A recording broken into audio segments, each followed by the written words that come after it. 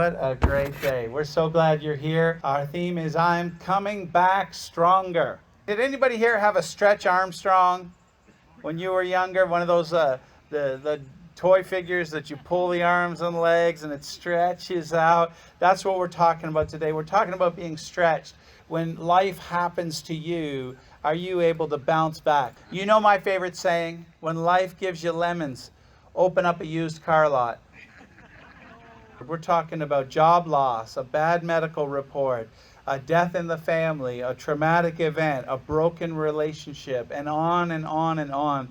When life gives you lemons, how do you bounce back from that? In the book of Haggai, we find a bounce back story where their job is to go back and rebuild the temple. Haggai chapter 1 verse 2, it says, "This is what the Lord Almighty says. These people say, the time has not yet come to rebuild the Lord's house. Then the word of the Lord came through the prophet Haggai.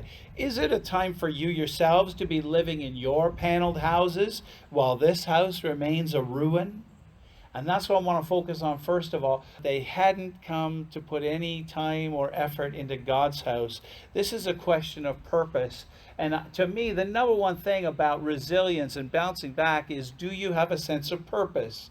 I want to challenge you today that the difference maker for people of faith is our primary purpose and calling in life is to honor God. As we read in chapter 2, Haggai comes again to the people now well on their way into the construction. And it says in chapter 2, verse 3, the Lord prompted Haggai with this, chapter 2, verse 3, "Who of you is left who saw this house in its former glory? How does it look to you now? Does it not seem to you like nothing?" And so here's the people of Jerusalem, and they've been working on this new temple, trying to rebuild, bounce back, resilience, right? But they take a look at it and they go, it looks like junk.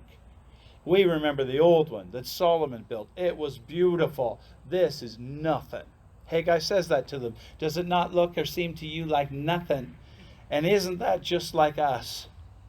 That so many times we look at what God's doing in our life, what's happening in our lives, and we say, it's not impressive.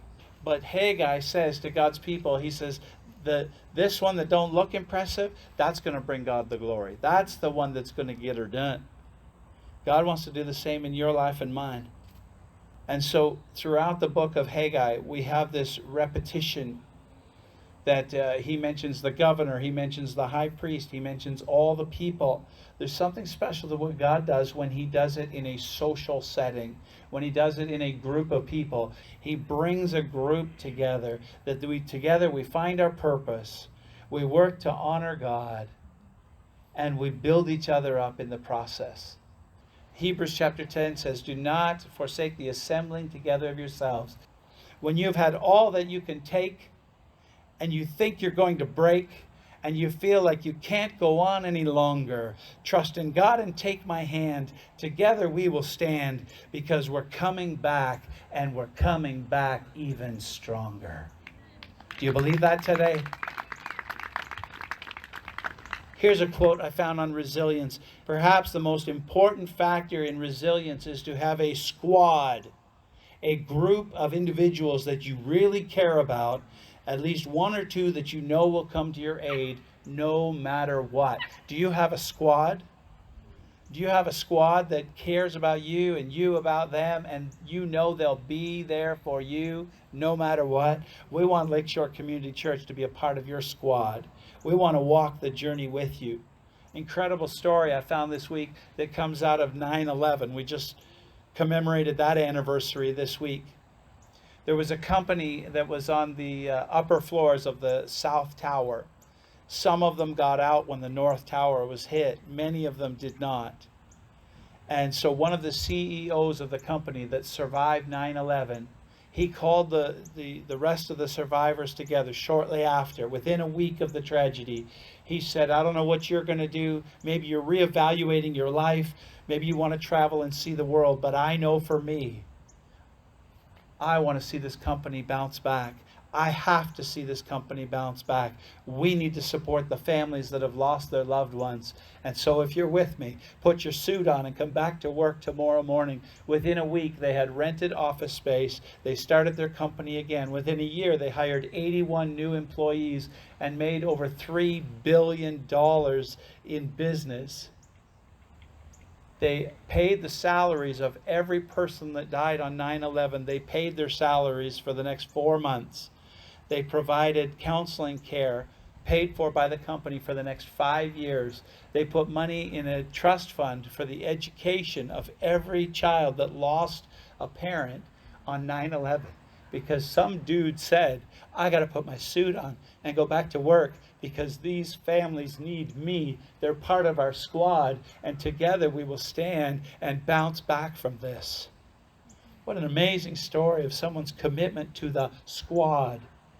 I want to challenge you today. 3 things. What is your purpose? Have you found it? Because purpose is a pretty big indicator of whether or not you are able to bounce back with resilience. Secondly, is your primary purpose to honor God? As a believer, that's our calling. Lord, be glorified in my life. May my choices, may my thought life, may the things I say be honoring to you. And thirdly, I don't do this in a bubble. We do it as a social squad. I'm there for you. You're here for me. And together, we're bouncing back stronger than ever. Yeah? Your goodness is running after me. It's running after me. Your goodness is running after me. It's running after me. With my life laid down and surrendered now, I give you everything. Your goodness is running after me. It's running after me. All my life. All my life you have been faithful. All my life you have been so, so good. With every breath that I am able, I will sing of the goodness